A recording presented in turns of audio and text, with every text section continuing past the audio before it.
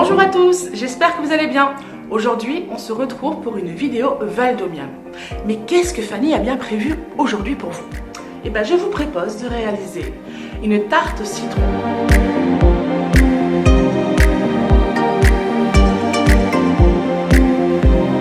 Dans un premier temps, vous allez mélanger l'œuf avec les deux sucres. A few minutes later. Une fois l'œuf et les sucres mélangés, vous pouvez incorporer la farine en une seule fois. A few minutes later. Lorsque la farine est complètement mélangée à l'œuf et les sucres, vous obtenez une sorte de sable. À ce moment-là, vous allez pouvoir rajouter le beurre. A few minutes later. Lorsque le beurre est mélangé, formez une boule avec la pâte. Une fois que la boule est réalisée, enveloppez-la dans du cellophane et réservez-la au frais pendant minimum 1 heure. Dans un premier temps, portez à ébullition le zeste de citron ainsi que le jus de citron.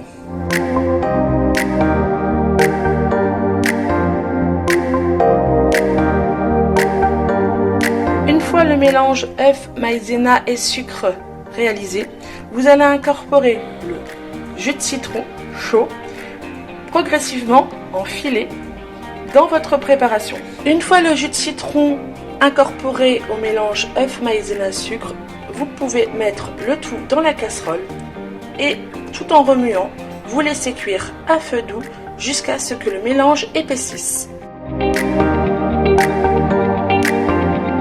Au bout de quelques minutes, vous pouvez voir que le mélange a épaissi. Lorsqu'il a épaissi, vous pouvez alors couper le feu et vous laisser tiédir. Lorsque le mélange a légèrement refroidi, vous pouvez incorporer le beurre dans la crème au citron. Le beurre a fondu dans la préparation et est complètement incorporé. Vous pouvez alors le retransvaser dans un saladier pour qu'il puisse refroidir. Ma préparation est dans un saladier, elle a été filmée au contact. Du coup, le film plastique touche la crème. Et maintenant, je peux la laisser refroidir sans problème.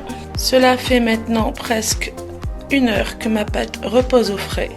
Je vais pouvoir l'étaler.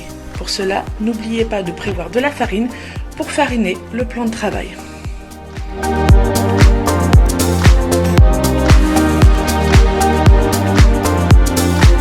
Je mets la pâte dans un moule à tarte. Ensuite, je viens piquer la pâte dans le fond. Je vais mettre la pâte à cuire à 180 degrés pendant une dizaine de minutes. Avant cela, je vais mettre du papier sulfurisé ainsi que du pois dessus. Moi, j'utiliserai du riz afin que la pâte ne gonfle pas. Je n'ai plus qu'à l'enfourner dans le four à 180 degrés. 10 minutes sont passées.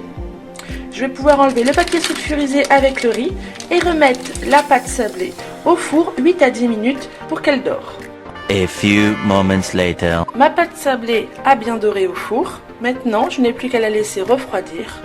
Ensuite, j'ajouterai la crème au citron à l'intérieur. Je peux maintenant prendre la crème citron et la mettre dans la tarte. Il n'y a aucune croûte qui s'est formée à la surface.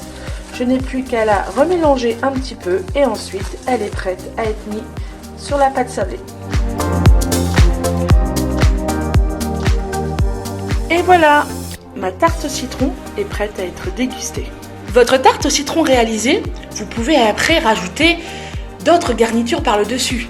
Vous avez certainement déjà entendu parler de la tarte au citron meringuée, où il suffit de rajouter par le dessus une meringue faite de blanc d'œuf et de sucre que vous passez quelques minutes sous le grille. Ou vous pouvez aussi utiliser du chocolat pour décorer votre tarte au citron. Voilà, c'est fini pour aujourd'hui. N'hésitez pas à nous envoyer des photos de vos créations via nos réseaux sociaux. À bientôt!